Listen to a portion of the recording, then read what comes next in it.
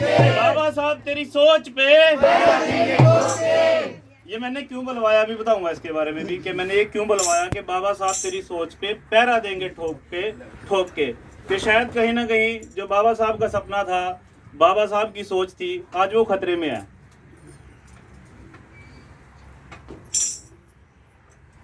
सबसे पहले तो आज का जो ये प्रोग्राम जो स्थापना दिवस के उपलक्ष्य में गांव चुडाले के माजरे में संत मेघदास जी आश्रम में मनाया जा रहा है, इसकी आप सबको बहुत बहुत बधाई।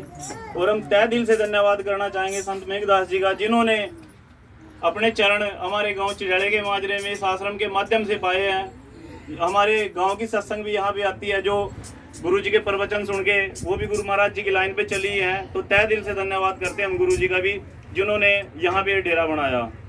और तहे दिल से धन्यवाद करेंगे हम पूरे संत समाज का, जिन्होंने गुरु रविदास जी को हमारे बीच में जिंदा रखा हुआ है।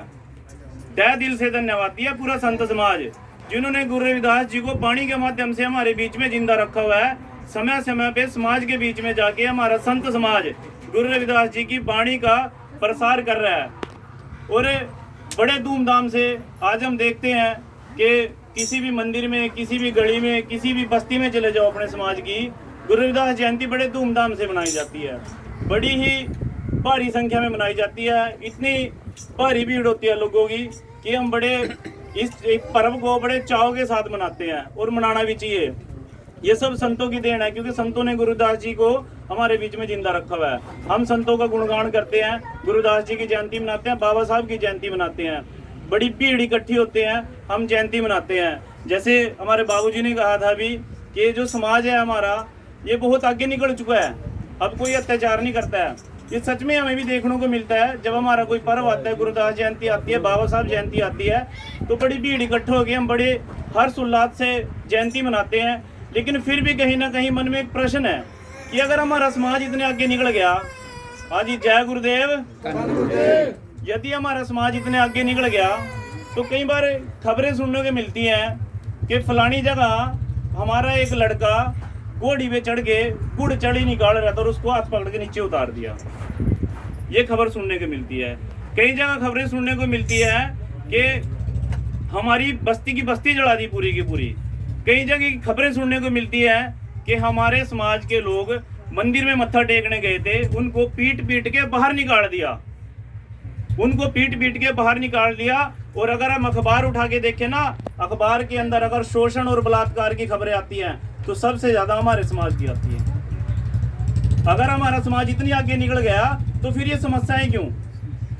अगर हम इतने जागरूक हो चुके हैं, फिर ये समस्याएं हमारे सामने क्यों खड़ी है? एकता की कमी है सबसे बड़ी। 1 मिनट में बात पूरी कर लेंगे। अगर ये समस्याएं, हमारा समाज इतनी आगे निकल गया, ये समस्याएं हमारे सामने फिर भी क्यों खड़ी है? इसके ऊपर जो हमारे शोध करता है, दलित चिंतन है, जो दलित मूवमेंट के ऊपर काम कर रहे हैं, वो लोग रात को सो भी नहीं पाते। वो क्यों नहीं सो पाते? जो मौजूदा हालात इस देश के चल रहे हैं ना, ज्यादा दिन नहीं, अगर ऐसे ही चलता रहा ना, आने वाले 5 साल में ये समाज गुलामी की तरफ जाएगा। ये समाज गुलामी की तरफ जाएगा, ये बात याद रखना। जो समाज के चिंतन लोग हैं ना, जो पढ़े लिखे बुद्धिजीवी वर्ग है, जो समाज के बीच में काम कर रहे हैं, वो रात को रोते हैं, इस सरकार की नीतियों से दुखी हैं वो लोग, वो इतने परेशान है। लेकिन हम लोग फिर भी नहीं समझ रहे हैं। ये समाज एक इतनी तेज गति पकड़ गया था एक समय में कि अगर किसी बैंक में जाते ना 20 कर्मचारी हैं तो 15 चमार मिलाते, अगर किसी स्कूल में जाते ना 20 मास्टर हैं तो 10 चमार मिलाते। लेकिन आज स्थिति ऐसी है कि हमारे समाज को अपने बच्चे, नौकरी तो दूर की बात है, पढ़ाने बड़े औखे हो रहे हैं। अभी मैं कल परसों एक न्यूज देख रहा था, उसमें दे रखा कि जो 10वीं का बोर्ड है ना, सरकार उसको तोड़ने लग रही। पहले तो सरकार की पॉलिसी आई थी कि 10वीं तक बच्चे को फेल नहीं करना, और मास्टर को बोला गया था कि बच्चा पढ़े ना पढ़े, आपने उसको हाथ नहीं लगाना। अगर वो स्कूल नहीं आता, उसको घर बैठे को पास कर दे। और सरकारी स्कूल में किसके बच्चे पढ़ रहे हैं? हमारे बच्चे। 90% बच्चे हमारे पढ़ रहे हैं, 90% बच्चे। और सरकार की शिक्षा नीति इतनी खराब है, वो हमारे समाज को अनपढ़ रखना चाहती है। अगर ये समाज पढ़ गया ना, पढ़ लिख के आगे निकल गया, तो ये अपने हक अधिकारों को जान जाएगा। अपने हक अधिकारों को जान के सरकार के खिलाफ खड़ा हो जाएगा। सरकार के खिलाफ अगर खड़ा हो गया तो सरकार को अपनी कुर्सी बचाने की नौबत आ जाएगी। मैं दो बातों पे बात करूंगा सिर्फ। बाबा साहब ने दो फोकस करा था सबसे ज्यादा बातों के ऊपर, एक थी शिक्षा और एक था वोट का अधिकार। आज जो मौजूदा सरकार है ना, वो सत्ता के अंदर पूर्ण बहुमत से बैठी है, वो जो मर्जी करे, हम कुछ नहीं कर पाएंगे। और वो बनी कैसे है सरकार? हमारी एक एक वोट से बनी है। मैंने वोट नहीं दी, आपने वोट नहीं दी, लेकिन बनी तो वोट से है ना।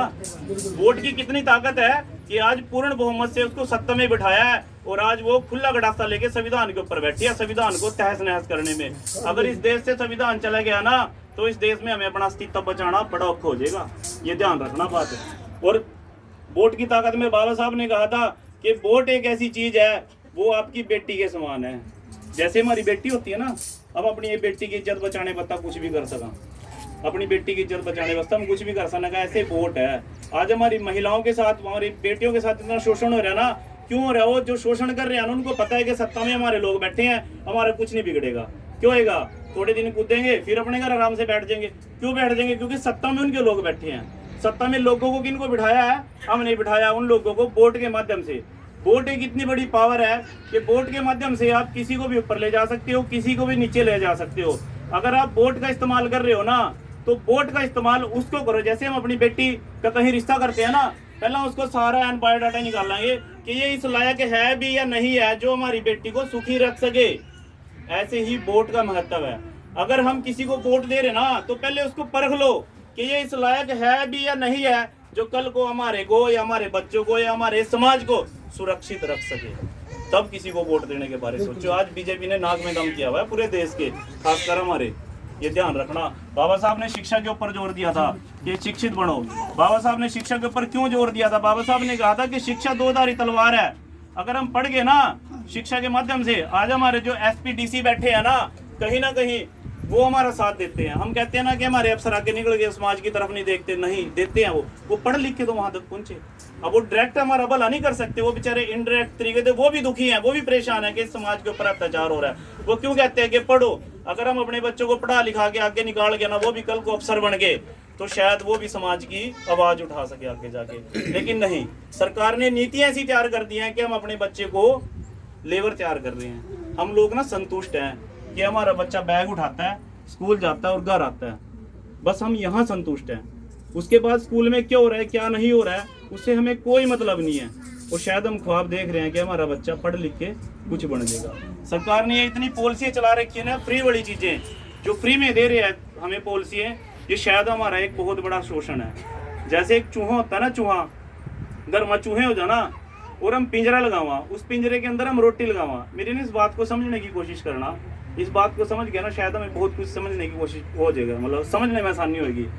जैसे घर में चूहे हो जाना और हम चूहा पकड़ने के लिए एक पिंजरा लगाते हैं, उस पिंजरे के अंदर रोटी लगाते हैं। वो रोटी हमारी मेहनत की होती है, पूरे दिन हम मेहनत मजदूरी करके शाम को आटा लेकर आवा, रोटी बनावा और उस रोटी में से एक टुकड़ा पिंजरे में लगावा ताकि वो चूहा उस पिंजरे में पड़ा रोटी के लालच में और वो मर जाए।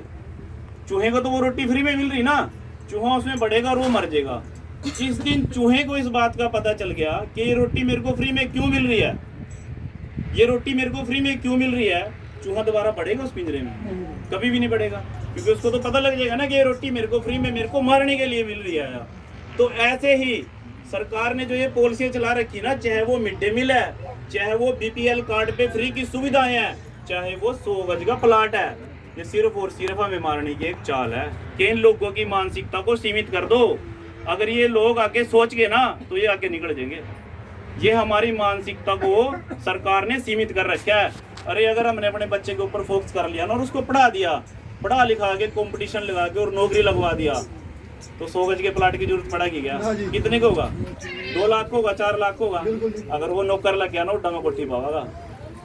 हमें ना लंबी रेस का घोड़ा बनना है। ये जो शिक्षा नीति है ना, ये इतनी गलत नीति है, इसके खिलाफ आवाज उठानी है। माताओं, मेरी ना आपके चरणों में विनती है, जो पुरुष वर्ग है ना, वो सुबह टिफिन उठाता है और अपने काम पे चला जाता है। जो पूरे घर की जिम्मेवारी आती है ना, वो माता के ऊपर आती है। बच्चे का जो पालन पोषण है ना, वो माता के ऊपर डिपेंड करता है। तो आप लोगों को जागरूक होना पड़ेगा अपने बच्चों को शिक्षित करने के लिए, आप लोगों को जागरूक होना पड़ेगा। और मैं तो एक बात और कहूँगा, मेरी बहना बैठी है ना, छोटी छोटी जो मेरी बहना बैठी है ना यहाँ, जो पढ़ रही हैं, आप लोग ने एक चीज ना याद रखो कि हमें साल में कितने व्रत रखने हैं। आप लोग एक चीज पढ़ो, संविधान को पढ़ो, उसमें ये देखो कि बाबा साहब ने संविधान के अंदर हमें अधिकार कितने दिए हैं, जिससे कल को आप अगर कोई आपकी तरफ उंगली करे ना, उसका हाथ काटने का भी दम रखो। ये चीज पढ़ने की कोशिश करो। व्रत नहीं भला करने के आया। अगर हम कहीं रिश्ते लेके जाना, अपनी बहन का अगर मैं रिश्ता करूंगा तो शायद मेरे को ये नहीं पूछेंगे कि इसने व्रत कितने धरे थे भाई, वो पूछेंगे पढ़ी लिखी कितनी है, तब अच्छा रिश्ता होगा। तो मेरी आप लोगों से एक विनती है कि बहनों को भी पढ़ाओ, खूब पढ़ाओ। जो ये बच्चा ना मेरे को नहीं पता था कहाँ से है, ये आया मेरे पास, कह रहे अंकल जय भीम। मैं कह जय भीम, आप बाबा साहब के फ्लोवर हो ना? मैं कहा हाँ मैं फ्लोवर हूँ। मेरे को नहीं पता था बच्चा, ये बहुत अच्छा बच्चा है, बहुत अच्छा बच्चा है। कोई नहीं, इस बच्चे का बात हो, बस ये चल बैठ जाओ। तो मेरी तो ना एक विनती है आप लोगों से कि जो मौजूदा हालात है ना देश के, एक ना आप लोग टीवी देखा करो।